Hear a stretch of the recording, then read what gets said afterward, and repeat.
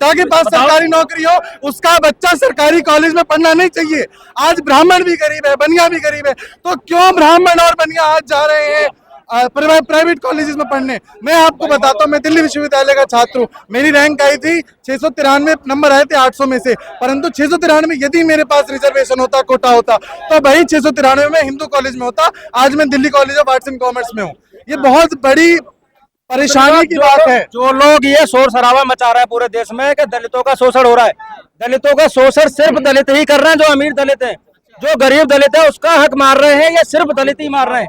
सबर समाज वाला कोई दलित हक नहीं मार रहा है उनका। तो ये जो रावण बोल रहा है, जो कुछ भी बोल रहा है, इसे खुद में पहले विचार विमर्श करना चाहिए और पूरे सिस्टम को चेक करना चाहिए कि दलितों के हक को मारने वाला कोई और नहीं है।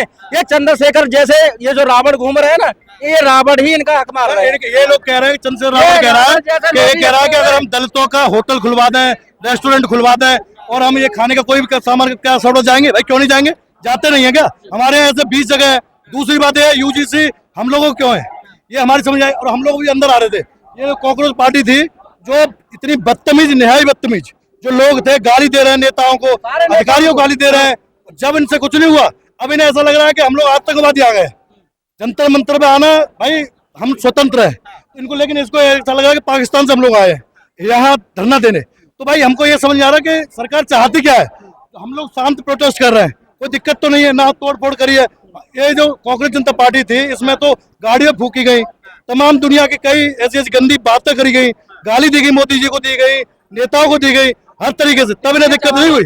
और जवान मारे गए, पीटे गए, जिनके लहू वो कर दिया, बस सर फोड़ दिए गए, तमाम दुनिया की चीजें हुई। लेकिन यहाँ पीसफुल प्रोटेस्ट चल रहा है। यहाँ दिक्कत है इनको, इसलिए दिक्कत है क्योंकि गद्दी पे बिठा दिए सरवड़ों में, इसलिए दिक्कत है।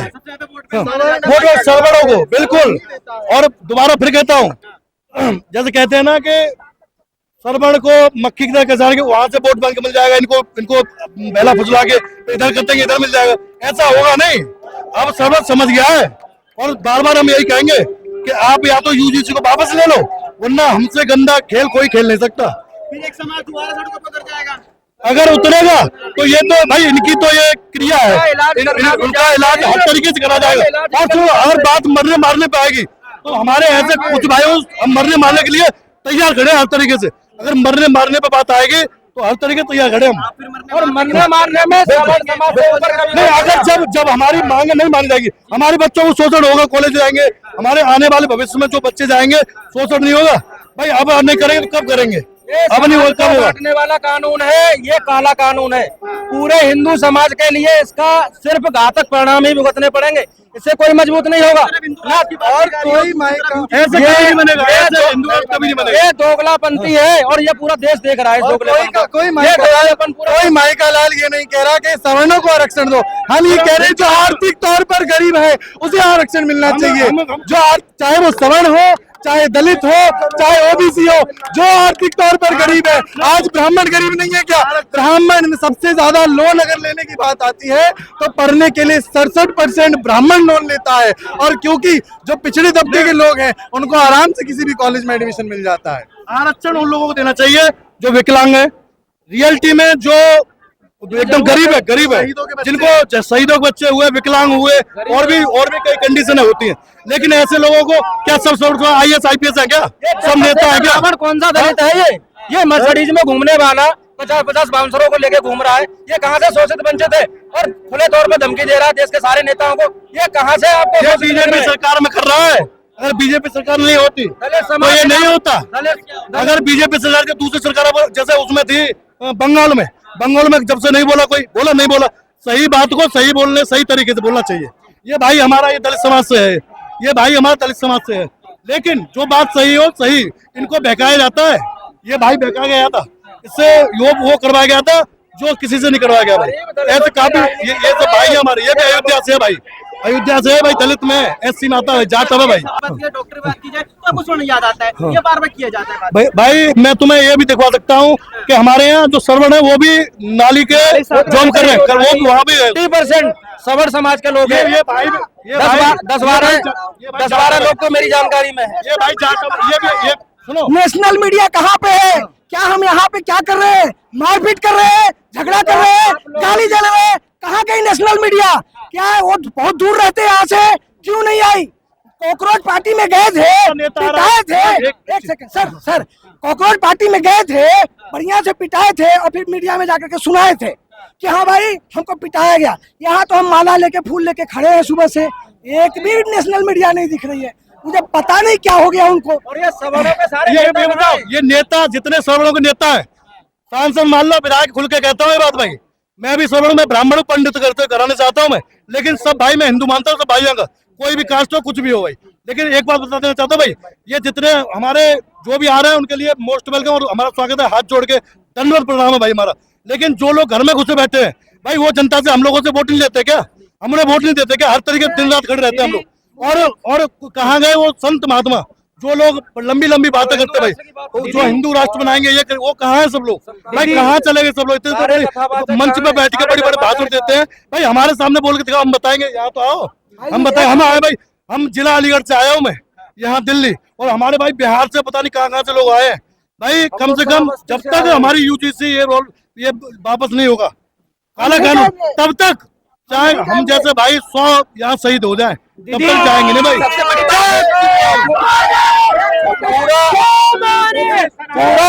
पूरा सवर्ण समाज आँख खोलकर देख ले। आज जब बच्चों के भविष्य की बात आ रही है और इन काले कानूनों को वापस कराने की बात आ रही है, कोई भी नेता और कोई भी धर्माचार्य आज तुम्हारे साथ खड़ा नहीं है। ये पूरा सवर्ण समाज देख ले, और अपने बच्चों के भविष्य के लिए पूरा सवर्ण समाज रोडों पे आए और इसका कड़ा विरोध करे।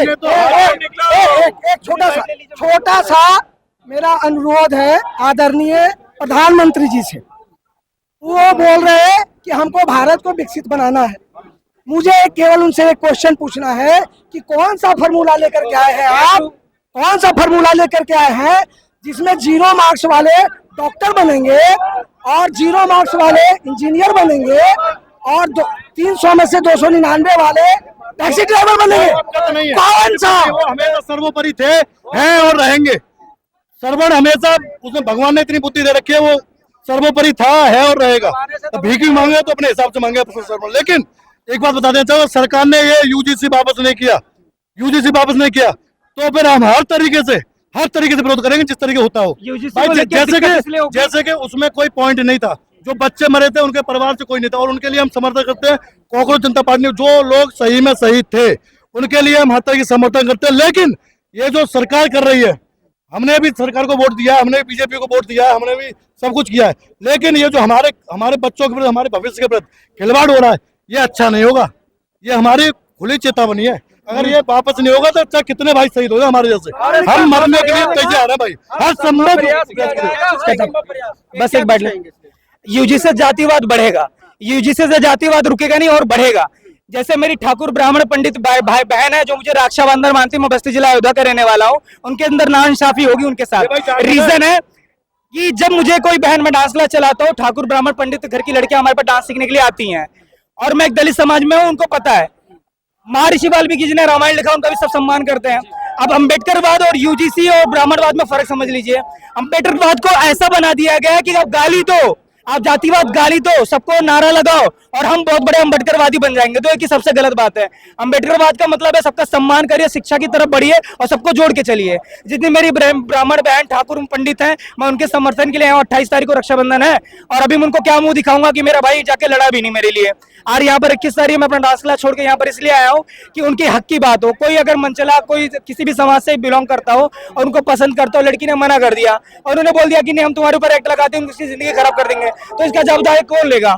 तो ये सरकार जो कानून बना रही है तो उसमें सोच समझ के संशोधन करे और यूजीसी से जातिवाद बढ़ेगा, खत्म नहीं होगा। क्योंकि युवा पीढ़ी सबको साथ लेके चलना चाहता है, ना कि जातिवाद चाहता है।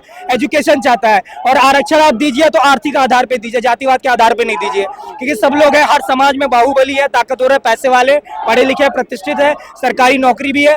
तो जातिवाद खत्म करने की तरफ बढ़िए, ना कि जातिवाद बढ़ाइए। क्योंकि जो राजनीति होती है इसके लिए किसी भी हद तक, अभी यहाँ पर जितने लड़के हैं सब इन्फ्लुएंसर हमारे ऐसे बहुत बड़े भाई हैं जो अपने घर छोड़ छाड़ के अपना काम छोड़ के आए। नेता तब आएंगे अपना चेहरा चमकाने के लिए जब ये भीड़ बढ़ जाएगी। ये मुद्दा नेशनल हो जाएगा। तभी आप जैसे प्राइवेट न्यूज वाले आए, आपका भी धन्यवाद कहता हूँ कि आप अपनी जिम्मेदारी समझते हो। लेकिन जैसे ये प्रोटेस्ट बढ़ा होगा तो नेशनल न्यूज भी आएगी, बड़े बड़े नेता भी आएंगे, समर्थन भी दिखाएंगे। पास में इलेक्शन है 2027 का, तो इसके लिए भी आएंगे। अगर संशोधन की बात की आप कर रहे हैं, संशोधन अगर होता है तो आने वाले टाइम पे एक समाज ऐसा भी है जो कहीं ना कहीं इसके विरोध में दोबारा से खड़ा होगा। जातिवाद जो राजनीति है ये कानूनों से ही आती है, और इसका विरोध इसलिए कर रहा है क्योंकि वो पढ़े लिखा है। और हम लोग को अगर यूजीसी चाहिए तो सबके लिए करो ना। जो किसी की बहन बेटी को छेड़ रहा है या गलत कर रहा है या फिर किसी को जाति का टिप्पणी कर रहा है, चाहे वो ब्राह्मण को, आप बोलोगे तिलक तराजू और तलवार जूते मारो चाहे, ये अच्छी बात है क्या? ये गलत बात है। उनके सम्मान से छेड़छाड़ कर रहे हो। शिवाजी महाराज है, महाराणा प्रताप है, उन्होंने हमारे लिए क्या क्या किया है, फ्रंट लाइन पे रह के हम जैसे लोग को बचाया है। अगर शूरवीरों को देखा जाए, इतिहास पूरा हिंदुत्व का रहा है, ठाकुर ब्राह्मणों को रहा है, तो मैं कैसे बोल दूं उन्होंने हमारे साथ गलत करा है? तो फ्रंट लाइन पे वो नहीं तो शायद आज मैं भी मुसलमान होता या मुगल होता, आप भी होते, तो इसका कौन जवाब देगा? तो अगर हम उनको गाली दे रहे हैं, समानता और असमानता के बीच की है। मैं जहां तक मानता हूं कि मैं इस देश में पैदा हुआ और संविधान में लिखा है अनुच्छेद 14 से 18 में कि समानता है, लेकिन मैं जब से पैदा हुआ मैंने अपने लिए तो कहीं समानता देखी ही नहीं है, कहीं नहीं देखी है। आप चाहे किसी कॉम्पिटिटिव एग्जाम के लिए तैयारी करने जाओ, तब आप कहीं 90 नंबर वाला लाने वाला लड़का फेल कर दिया जाता है और 35 नंबर वाला पास कर दिया जाता है। ये समानता है। तो हमारा तो हक, हम हक की लड़ाई लड़ रहे हैं, क्योंकि अब शोषण हमारा हो रहा है। जो एक वर्ग बोलता है कि शोषण उसका हो रहा है। 70 साल से उनको आरक्षण दिया गया। अगर ये कानून इतना सही होता तो 70 साल से आरक्षण दिया गया, एक वर्ग का अपलिफ्टमेंट हो जाना चाहिए था। नहीं हुआ तो ऐसे कानून को उठाकर फेंक देना चाहिए ना। तो मैं तो इस कानून को बोल रहा हूँ कि संशोधन नहीं, इसको उठाकर फेंक देना चाहिए। इक्वालिटी जो तुम कहते हो संविधान में लिखा है, हम इक्वालिटी की बात कर रहे हैं। और दूसरी चीज जो आजकल मैं हर एक वर्ग को देखता हूं कि वो बहुत जल्दी ऑफेंड हो जाता है, बहुत जल्दी उसे बुरा लग जाता है। मतलब बुरा लगने का हक उसे ही है और हमें बुरा लगने का कोई हक नहीं है। तुम हमारे मतलब वो कैसे हमारे देवी देवताओं के खिलाफ बोलते हैं, सीता का पति हमारे प्रभु श्री राम के खिलाफ बोलते हैं, ब्राह्मणवाद मुर्दाबाद लगाते हैं। मतलब तुम्हें ही हर चीज का बुरा लगेगा, उनको बुरा लगेगा, SC ST एक्ट ठोक देंगे। मतलब हमें बुरा नहीं लगता क्या? हमारे पास कुछ नहीं होना चाहिए क्या? हमें बुरा नहीं लगता? जो मतलब बुरा लगेगा तुम्हें बुरा लगेगा, हमें बुरा लगेगा ही नहीं। शोषण कहाँ हो रहा है? देखो सबको 10 साल के लिए आरक्षण, बस 10 साल के लिए दिया था अम्बेडकर जी ने। मैं किसी को गलत नहीं बोल रहा, अम्बेडकर जी ने 10 साल के दिया था। उसके बाद पॉलिटिकल पार्टी बस अपनी राजनीति की रोटी सेकने के लिए इसको बढ़ाती गई। अब कहाँ भेदभाव हो रहा है? अब मैं एक और मैं पॉइंट रख रहा हूँ। ठीक है, अगर कोई वाकई में शोषित और वंचित है, आप उसको दीजिए, मैं उसको नहीं कह रहा हूँ। लेकिन जो IAS IPS बन गया, जो PCS बन गया, IAS बन गया, जो सांसद बन गया, जैसे चंद्रशेखर रावण जी सांसद बन गए, सांसद बनने के बाद भी अगर वो शोषित और वंचित हैं, तो इससे अच्छा तो इसको फेंक देना चाहिए। ये कौन सा मतलब कि आपका कभी अपलिफ्टमेंट होगा ही नहीं। ऐसे तो आप 2000 साल तक चलाते रहेंगे ना, 50 साल की बात, 70 साल की क्या बात? आप तो कहेंगे कि मेरा कभी अपलिफ्टमेंट नहीं होगा, सांसद बन जाएंगे, विधायक बन जाएंगे, नहीं अभी भी आप शोषित हैं। तो वही कह रहा हूँ कि एक तो जो आप हमारे देवी देवताओं का अपमान करते हैं, यहीं पे बोला गया था ब्राह्मण मुर्दाबाद, जहाँ पे हम लोग खड़े हैं, ब्राह्मण मुर्दाबाद, सीता के पति। भाई मैं बर्दाश्त नहीं कर सकता कि कोई मेरे प्रभु श्री राम को गाली दे। तो मेरी तो ये जरूर डिमांड है कि जैसे उनके लिए कि SC ST एक्ट है, हमारे लिए जनरल एक्ट होना चाहिए, हमारे लिए एक जनरल एक्ट होना चाहिए। तुम अगर बोलोगे ब्राह्मणवाद मुर्दाबाद, हम भी करेंगे। मेरा नाम रत्नेश पांडे है और मैं यूपी बलिया से हूँ। अगर यूपी की अगर बात की जाए तो यूपी गवर्नमेंट के अंदर भी काफी सारे ऐसे सांसद, काफी सारे ऐसे नेता जो भारतीय जनता पार्टी के अंदर होने के बावजूद भी इस बिल का विरोध करते हुए नजर आ रहे थे। तो कहीं ना कहीं सवाल ये खड़ा होता हुआ नजर आ रहा है, क्या इसका भुगतान जो है भारतीय जनता पार्टी को आने वाले चुनावों में भुगतना पड़ेगा? देखिए, अगर विरोध जो भी कर रहा है, ये एक मतलब न्याय की बात है, ये योग्यता और अयोग्यता की लड़ाई है। तो और पहली बात, हमें इस सरकार से उम्मीद भी है। मैं इस सरकार, ऐसा नहीं है कि मैं कोई विरोधी हूँ, मुझे मोदी जी से बहुत ज्यादा उम्मीद है, क्योंकि मुझे उनसे पूरी उम्मीद है कि वो न्याय करेंगे। तो और अगर जब विरोध होगा तब हम अपनी आवाज उठाएंगे, जहां भी होगा हम अपने स्टैंड पे क्लियर है, हमारा स्टैंड क्लियर है। दूसरा क्या करता है क्या नहीं करता है उससे हमें कोई मतलब नहीं है, कोई मतलब नहीं है दूसरा क्या करता है, कौन सांसद क्या करता है, कौन आदमी क्या करता है। हमारा स्टैंड क्लियर है, आरक्षण नहीं होना चाहिए, SC ST एक्ट नहीं होना चाहिए। क्या लगता है एक्शन ग्रुप खत्म होना चाहिए, संशोधन? हमारे टाइम में एक्ट चलता था हरिजन एक्ट, जो हमारे टाइम में था वो हमने किसी भी तरह से बर्दाश्त किया, या ऐसे मान लो कि वो जहर हमने पिया। लेकिन अब जब हमारे बच्चों का टाइम आने वाला अब आ रहा है, अब उसमें एक नया कानून आ गया है UGC, जो हमारे लिए वो खतरा था, ये उससे भी बड़ा वायरस है। तो हमने तो ये हमारे बुजुर्गों ने वो झेल लिया, लेकिन अब ये सर से ऊपर पानी हो चुका है, जो हमारी बर्दाश्त से बाहर है। अगर अब हम इसे झेल लेते तो हमारा तो फ्यूचर काला हो ही गया, अब उनका भी फ्यूचर बिल्कुल बिल्कुल डार्क पॉइंट पे है, तो वो न वो कुछ कर पाएंगे। और रही सरकार की बात, तो सरकार ये हमारे दम पे हुई है। भले ही सरकार ये भूल जाए कि सरकार SC ST के दम पे अगर ये सोच रही है तो वो बहुत गलत सोच रही है। ये स्वर्णों के दम पे सरकार बनी, अगर वो स्वर्णों का विरोध करेगी सरकार भी, या स्वर्णों के खिलाफ जाएगी, स्वर्णों का जो बहिष्कार करेगी, तो स्वर्ण भी उसका बहिष्कार ही करेंगे। पार्टी इस बार बीजेपी का कोई सपोर्ट कर नहीं सकता, सारा स्वर्ण कहीं ना कहीं देश के स्वर्ण समाज सबसे ज्यादा वोट बैंक माना जाता है। बिल्कुल पक्का है, 100% है, 101% है। मैं दिल्ली में रहता हूँ, लेकिन दिल्ली में रहने के बावजूद भी मैंने हर बार वोट जाके बीजेपी को जाके दिया है। यूपी में बिना किसी रिश्वत के, बिना किसी अपने किराया भाड़ा खर्च करके, अपना सारा खर्चा करके मैं बीजेपी को वोट देने जाता हूँ। क्यों? सिर्फ अपने धर्म के लिए, अपने अपने समाज के लिए,